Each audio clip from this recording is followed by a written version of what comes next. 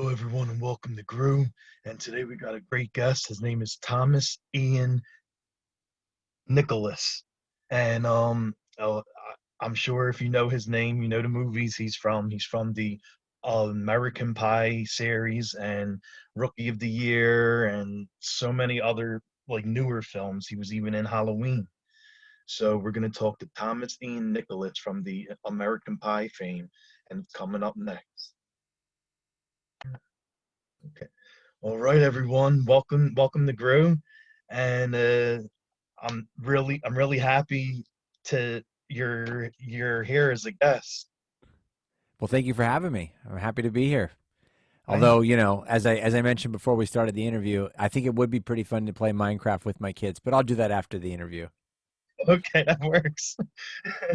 I mean, it's a fun game, right?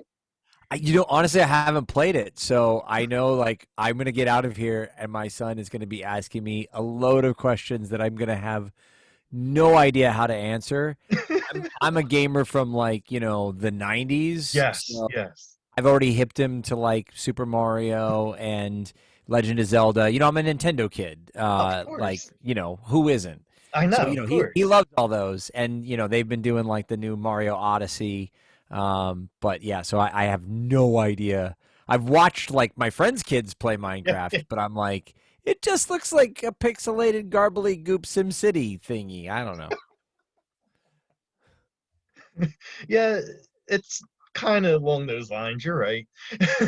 Yeah, I think the main thing is I just have to turn off the zombie feature, for my 9-year-old and my 4-year-old, and that. But I mean, look, I make it sound like we just like let the kids play video games all day. We have time limits, and special moments like right now, like while we're Mhm. doing the interview, that's what they get to do. So Oh, nice, nice. That's yeah, awesome.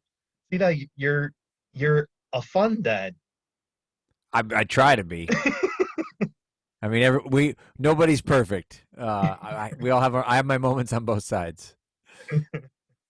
Uh, I wanted to talk to you. You got a new film out. It's like an action thriller film, Adverse, and tell me about the film and who you play in it.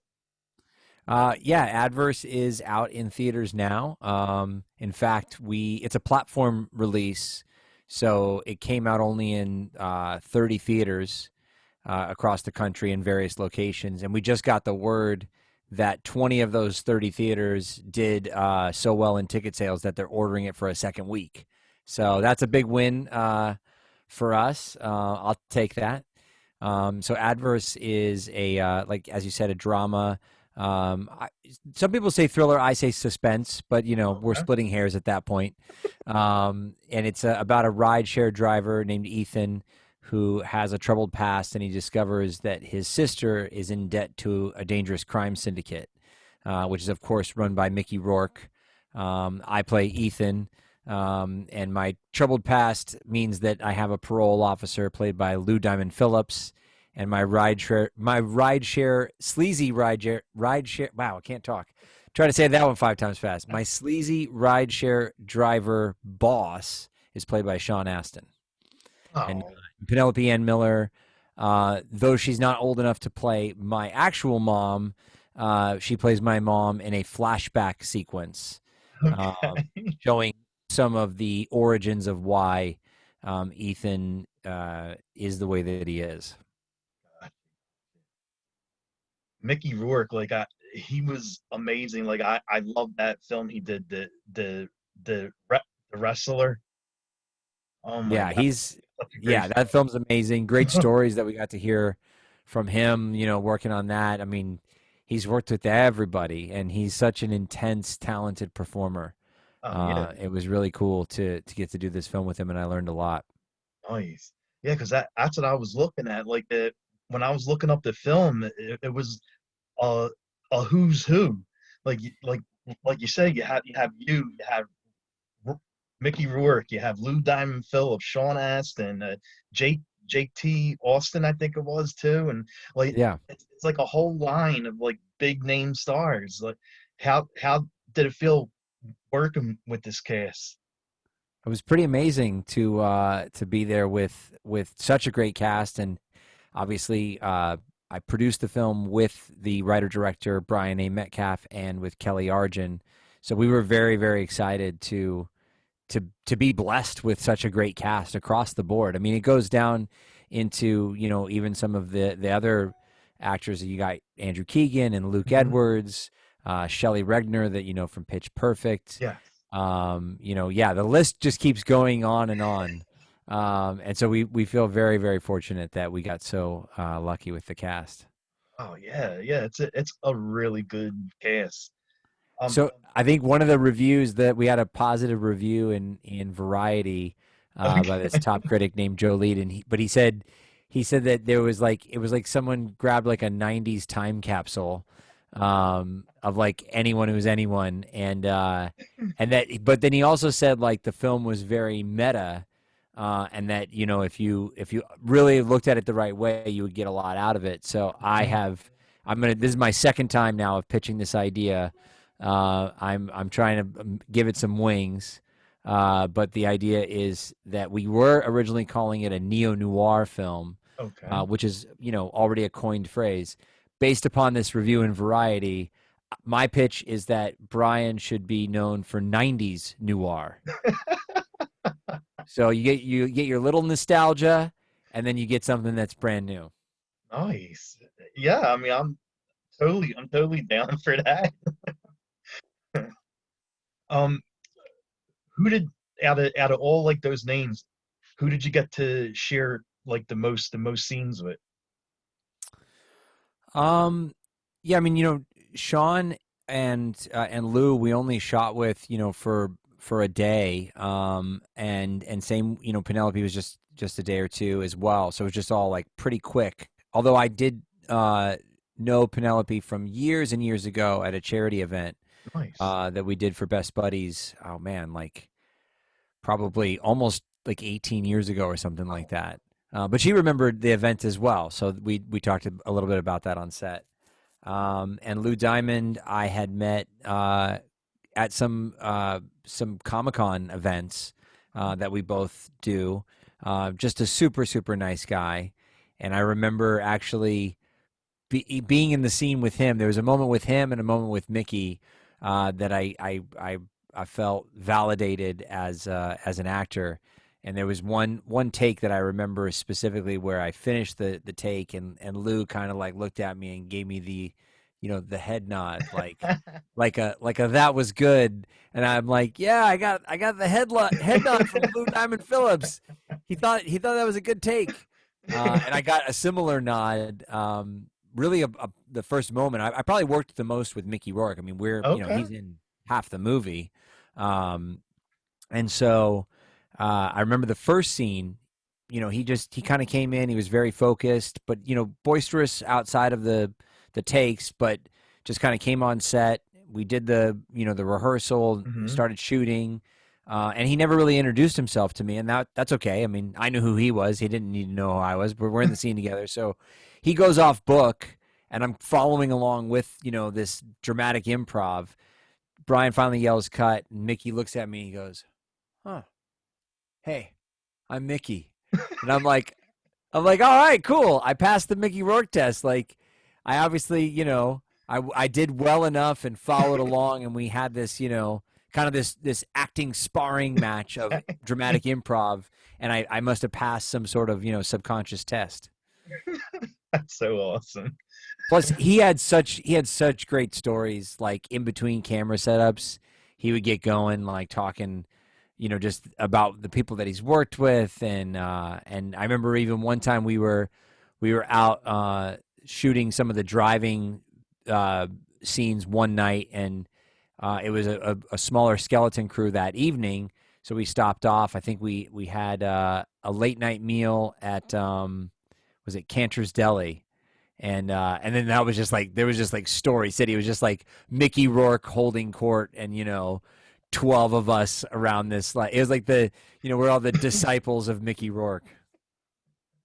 You know, that would be a nice name for a film, though. Well, the Disciples of Mickey Rourke. I don't. No doubt. I don't know if you could give too much away, but I want to know like what scene did you like the most? Like I don't know if you could say that or not. Yeah, I think and it's really there's kind of a combination as to why it's my favorite. But there's a scene with Matt Ryan who's in the film. You would know him as Constantine from the Constantine TV series, and I think he's reprising his role as Constantine on the DC show. Is it what is it? DC Universe, or I don't know what it's called. Oh, okay. There's like it's like all the DC characters. That it's on the air right now. Why am I spacing on it? I'm so bad. Matt's gonna give me a hard time about this one. It's what because like you have like Superman and Constantine. It's all the Mhm. DC. Anyway, how Oh. now I'm gonna like secretly look it up while I'm like anyway. So there's a scene with Matt Ryan, and he's like the main henchman of Mickey Rourke, and I go to pick him up for this job that Mickey has put my character on, or his character's put my character on. And so there's just this moment with Matt Ryan that's super intense, and it's the first moment that we really see like the intensity of Ethan, and there's sort of like this showdown between the two characters, and nothing major happens, just a little bit of like not much physicality, but just enough that it's just like got this smoldering intensity. And I don't know, there's just a moment in there because I think um, I don't know, I don't want to give it away, but there's like a Yeah. moment where he's pointing at me and his finger gets too close to my face and I like grab his hand and slam it down and then like deliver the retort. And there's kind of just like this, oh oh man, what's gonna happen? And then like so now at that point you're just kind of like on the edge of your seat, and I always feel that emotion. um there's one other scene that I really like from a storytelling standpoint, but that would definitely be giving too much away, Well, so yeah, yeah. Wow. I was gonna ask you if there was any cool or funny behind the scenes stories, but that one you just told with you, Mickey Rourke, and the other people at listening to him talk, I think that would cover that, right? yeah, for sure, for sure. Well, that it's cool too, though. Like on a behind the scenes tip, that sequence with Matt Ryan, that scene that I'm talking about, is Hmm. just after a cool moment that unfortunately half of it ended up on the cutting room floor. But my son Oh. Nolan is also in the film, Oh, nice. and so he plays Matt Ryan's son, which he thought was pretty weird because he's pretending that he doesn't know me even though I'm his dad, and he's barely met Matt Ryan. So he's, pretending that Matt Ryan's his dad and that he doesn't know me because I'm picking him up at the door. So in the movie, you just see him through the window. He's like playing with toys, and then you hear him say bye. We had shot another moment where he came out to the door and like said hi to me, and we actually had like an eye to eye contact sort of moment where we were like in a moment together. It unfortunately, from the standpoint of the story, it kind of was it stopped the flow of the sequence, so it ultimately got cut out because it was kind of clunky to have him. And, look, kids steal the show, so if you focus too much on him, you're kind of like, "Aw," and then you lose sort of like where the story's going. And then we joked that after my son, because he's in the new M Night movie, so they Nice. premiered the old trailer during the Super Bowl, and so 100 million people watched my son in the old trailer because he's in like the first half of it. And so I called up my business partners. I was like, "We should have given my son a bigger part. We blew it." They're like, "Yeah." Oh my God, that's so awesome. I wanted to ask you how it felt to actually be part of the Halloween films. Yeah, I was pretty stoked that that was my first dive into the horror genre. Hmm. So to be a part of a franchise, though we were, the bastard child, we were like number 8. We still were a part of a franchise that was the beginning of that genre, Hmm. really. Yeah. So it was pretty cool to know that that was my first toe in the water of horror was with the the beginning, the franchise that started it all. Yeah, definitely. Like Halloween has a huge fan base, and like you're sharing scenes and with the masked killer, Michael Myers. Like that, it doesn't get any better than that in the horror world. Yeah, it was pretty awesome, and it's a bummer too because originally my character Bill Woodlake was supposed to be because he and this will if you don't know this will make sense to you. If you remember the beginning of the film, I'm assuming you've seen it. Oh yeah. Uh, my character is like a sycophant of Michael Myers. Hmm. So at the house, my character in the original script was the one that brought the Mike Myers costume and dressed up as him to scare the other contestants for the live stream with the cameras and all that. Hmm. And then when we got to set, they gave that moment to Busta Rhymes, and I remember I was so upset. I was like, "Fine, if you're going to take that away from me, then we're going to go another direction with this." And they're like, "What do you mean?" I said, "You're going to kill me first." And they're like, "Well, no, I mean your character." Like I was like, "No, if you're taking away the Mike Myers costume, Yeah. then I'm going to run out of things that there's nothing for my character to do later." And I said, we're going to mess with people's heads because what's the number one rule? You watch a horror film, and the more recognizable the person's face is, the longer they're supposed to live. Oh yeah, exactly. Right. So I was like, let's mess with people's heads. And if we kill me first, I was shooting American Pie 2 at the time, so I knew they were going to come out, in a similar time frame. And obviously, I already had the American Pie film, Yeah. and so yeah. So that was all part of them taking away the thing that drew me to the role to begin with, and then I kind of pushed and pined for being killed first. Oh wow. So it was like a Scream with like Drew Barrymore like getting killed at the very beginning. Yes. Yeah. I remember what a shock that was. Oh Like, my God, yeah. I thought she yeah, was like gonna last no one until was the end. expecting that. You're like, oh man, Scream, a Drew Barrymore thing. Like, I can't wait to. Oh, she's dead. And then I remember watching that, and Neve Campbell, like I really didn't know her yet, and I'm like, who is she? Like, why is she gonna be the lead? Totally. And how was the set like for Zeroville? Like, how was it like meeting like Seth Rogen and James and Dave Franco? Like, I have to say I'm slightly embarrassed because when we were at base camp and like going into like hair and makeup trailer, I saw Seth, and so I introduced myself, and he was like, "Oh man, we already met before," and I'm like, "Wait, what?" Because I have a really really good memory, and Seth Rogen is obviously pretty memorable, yeah. and it's not often that someone gives me the "we've met before." That's my line.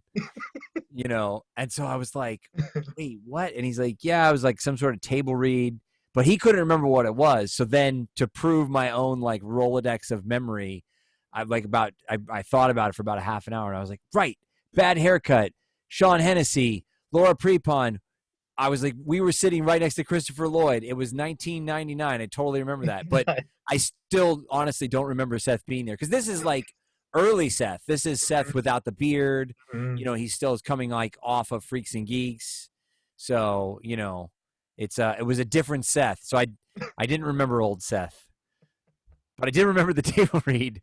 Sorry, Seth. I love you. And speaking of like horror, you're in a shark horror film, Nightmare Shark. How's it like filming something like that where you have to have a fake shark? Is it hard to film like scenes with like a fake shark? Yeah, I mean that was really supposed to just be an uncredited cameo appearance, Oh, and so that's my another Drew Barrymore moment. I'm only in like the first little sequence, and I think in that one, I don't even remember how my character died. Okay. I think I got it was because it was like a super I don't even know. That was just a favor for a friend. But so but I do have after Halloween, as far as like getting into genre films. Hmm. I don't know if you've seen some of the other things that I've produced with Brian, because we used to be in genre films prior to moving into more dramatic and serious stuff like Oh, Adverse. So there's one that we did called Living Among Us, which was oh kind of like a yes, popcorn vampire flick. that's And I good. think, though I can't say much about it, because we're only just in like maybe just be giving the green light starting March 1st. But we've been developing a TV show, for like a major streaming platform that will dip our feet back into the genre scope. So, Nice, nice. yeah, I can't, like I said, I can't say much about it. There's some really cool people that are interested in being a part of it. So hopefully there'll be more on that soon. Man, that's awesome. The horror film you were just talking about, Living Among Us, like what was what what killed you like the best in that movie? What was the what? The best what? Kill. I mean, it was my kill for sure. Yeah, because it was That's Andrew Keegan ripped my heart out. yeah. I mean, if you've seen them, or I mean, though I do like. I mean, Keegan has the best character in that film. Hmm. If you've seen it, Hmm. yeah, he plays this character named Blake, and he's kind of like the rock star vampire. I remember at one point he uses like a butterfly knife and like decapitates. I mean, it's like I said, it's a popcorn, Well, yeah, of course. vampire flick. But yeah, he decapitates someone in like one blow with a butterfly knife, and that one's like pretty shocking because you don't see it coming. And then I think like the next dismemberment is right after that, where they rip off a dude's arm in like a tug of war. Yeah, that's right. That's right. I do remember that. Yeah. Wanted to ask you like what are some horror films that you really like the best? Oh man. Um I'm not much of a buff, so to Okay. speak. But I mean I do sort of side with the psychological side more Nice. so. I mean that's kind of, it was hard to like not be able to explain to my son like what M Night's movies are typically like, because he's not, obviously those are not horror films, but there is like even his new TV show. Hmm. These are things that my son will not be able to watch for quite some time. And there was even part of Old that like I could only let him read the script up to page 45, and then after page 80. Gotcha, gotcha, gotcha. you know but yeah, I do definitely side more with like the psychological flair. But you're catching me off guard, because I'm like my mind is like spinning, like, wait, what are you trying to say? Which one do you want to say? Which one should you talk about? um, oh, you're you also do songs and what rock rock stars did you look look up to? I'm a huge Springsteen fan. Gotta love the Boss. Although it's weird how I got into the Boss, actually. It wasn't like something that my mom was more of like a, Beatles, Yeah. like late 60s, early 70s rocker, like, The Who, Hmm. all that stuff. But for me, when I was, I guess, around the age of 20, I ended up listening to in a friend's car, Nebraska. And I didn't know that it was Springsteen, because obviously at that point, from the mass media perspective, you just got like Born in the USA Yeah, and yeah. Dancing in the Dark and like all like the massive hits. Hmm. But Nebraska was what got me into Springsteen. And then from there, I mean, it was just a rabbit hole of, going back to the beginning. I mean, obviously Born to Run, you know, all time greatest albums for sure. Yeah, So, great choice. I'm a big Bruce fan. I like, Foo Fighters, huge Foo Fighters Hmm. fan. And John Mayer. So, I mean, these are all heavy influences. And then another maybe lesser known band, widely known to myself, but Switchfoot is a band that I've sort of modeled a lot of my sound off of, though Okay. they have no idea. Nice, nice. And what drew you to that world? Like, what made you want to write songs and get and go from like acting to like rock music?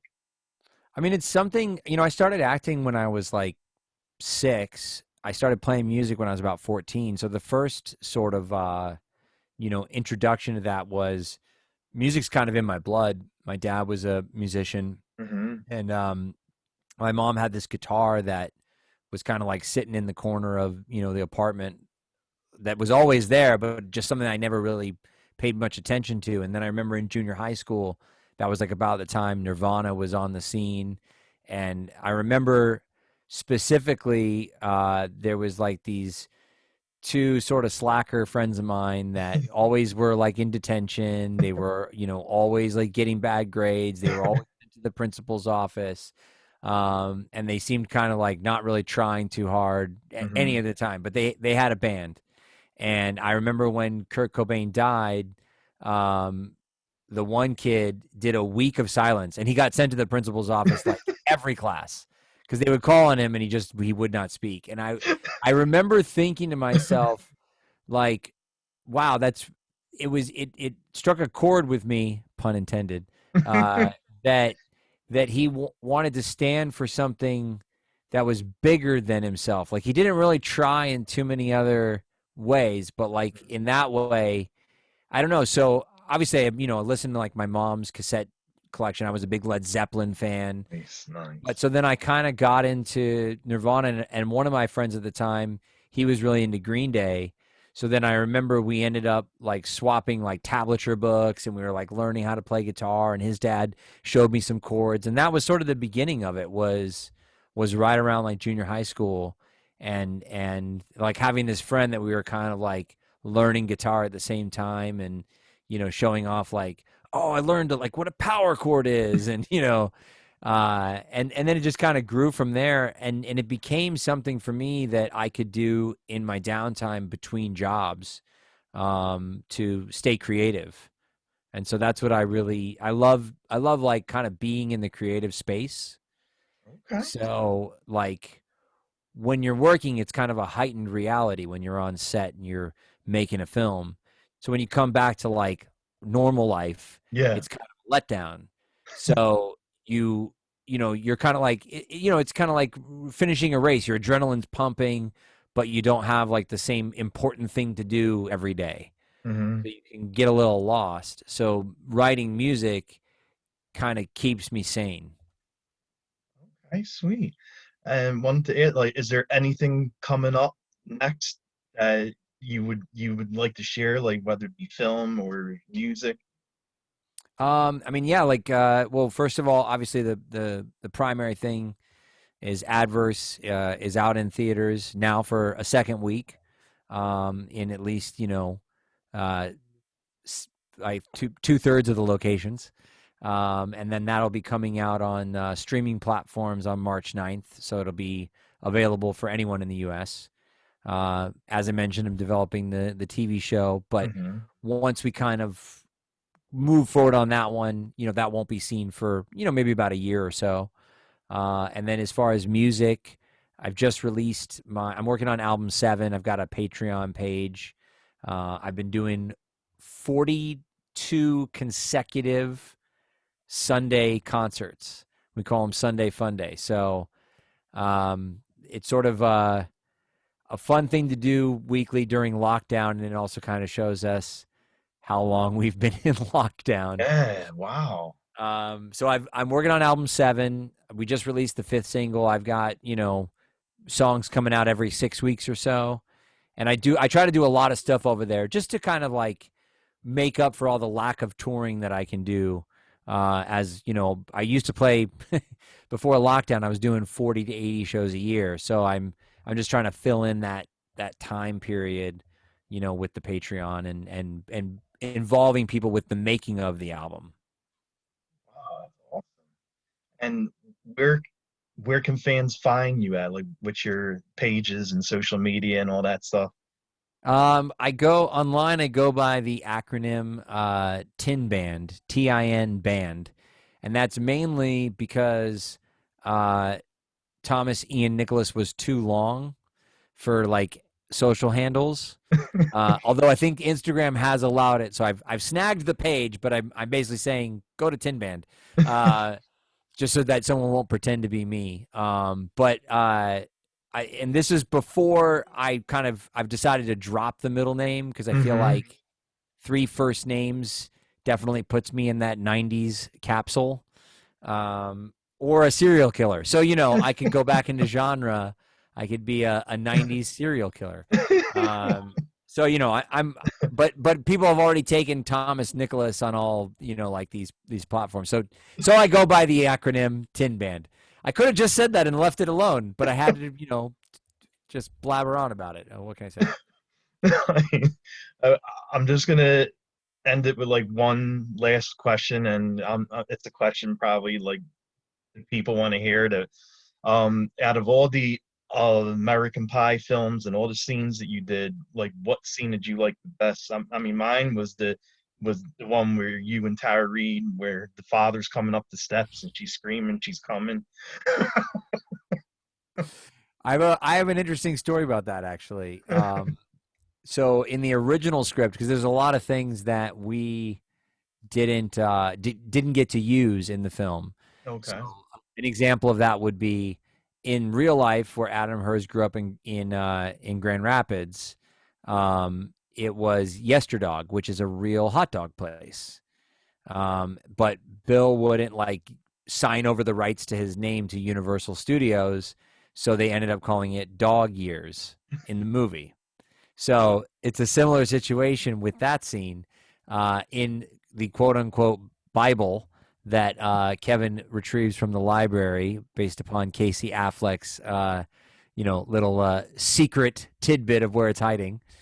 It was originally in the original script, it was called the Satin Buzzsaw, but apparently that was a trademarked term from a different manual, so we couldn't use it. And then Adam Hers had to come up with the tongue tornado. Oh, okay, So okay. I don't know. These are like Yesterdog, Dog Ears, Satin Buzzsaw, Tongue Tornado. These are the interesting facts about American Pie that you never knew, and you never knew you wanted to know, and maybe you still don't want to know, but now you know.